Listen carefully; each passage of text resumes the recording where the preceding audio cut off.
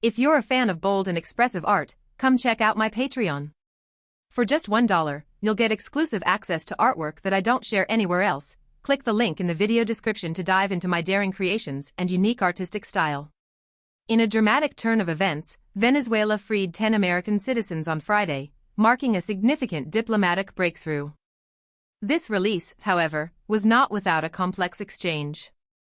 In return for the Americans' freedom, Venezuela secured the repatriation of hundreds of Venezuelan migrants who had been deported to El Salvador months earlier under a Trump administration immigration initiative. The deal represents a considerable achievement for Venezuelan President Nicolas Maduro, simultaneously aiding Donald Trump's efforts to bring home Americans detained abroad, and fulfilling a proposal El Salvador had made months prior. U.S. Secretary of State Marco Rubio publicly thanked both Trump and Salvadorian President Nayib Bukele for their roles in securing this agreement, tweeting about the 10 Americans' imminent return home. The agreement involved the return of approximately 300 Venezuelan migrants from El Salvador.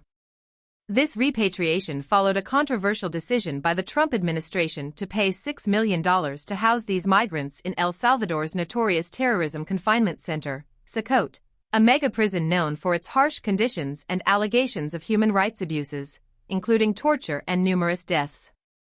The swift removal of these men, many accused by the Trump administration of belonging to the violent Tren de Aragua street gang, was facilitated by invoking an 18th-century wartime law, a move that drew immediate criticism.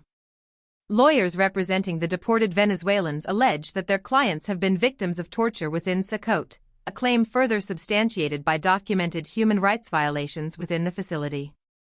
The lack of access for lawyers and the heavy censorship surrounding the prison meant that information about the Venezuelan migrants' situation remained scarce until their departure from El Salvador. Maduro's success in this exchange is a considerable win, bolstering his image as the legitimate president of Venezuela, despite widespread international doubt following contested elections in July 2024. The opposition coalition, led by Edmundo Gonzalez, claims to have won the election by a significant margin, evidence that the U.S. and other Western countries have cited in their refusal to recognize Maduro's presidency. Gonzalez, facing arrest, sought refuge in Spain. The contested election results sparked immediate protests, resulting in the government's detention of over 2,000 people, largely young men from impoverished backgrounds. This incident, along with the detention of nearly a dozen U.S. citizens in the latter half of 2024, accused of plotting to destabilize the country, highlights the government's aggressive crackdown on dissent during the 11 months since Maduro's claimed victory. The recent prisoner exchange, however, is not an isolated incident. In May, Venezuela released a U.S. Air Force veteran, Scott St. Clair, who had sought medical treatment in South America for post-traumatic stress disorder. His release was overseen by Richard Grenell, Trump's envoy for special missions. 3 months prior to St. Clair's release, 6 other Americans considered wrongfully detained in Venezuela were freed following a meeting between Grenell and Maduro in Caracas.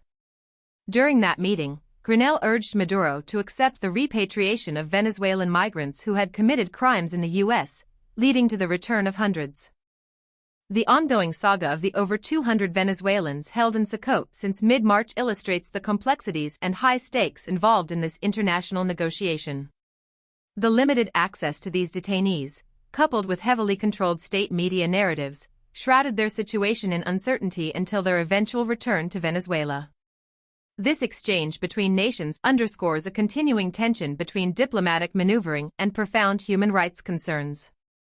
The release of the Americans and the return of the Venezuelan migrants serve as stark reminders of the political chessboard upon which the lives of ordinary citizens are played.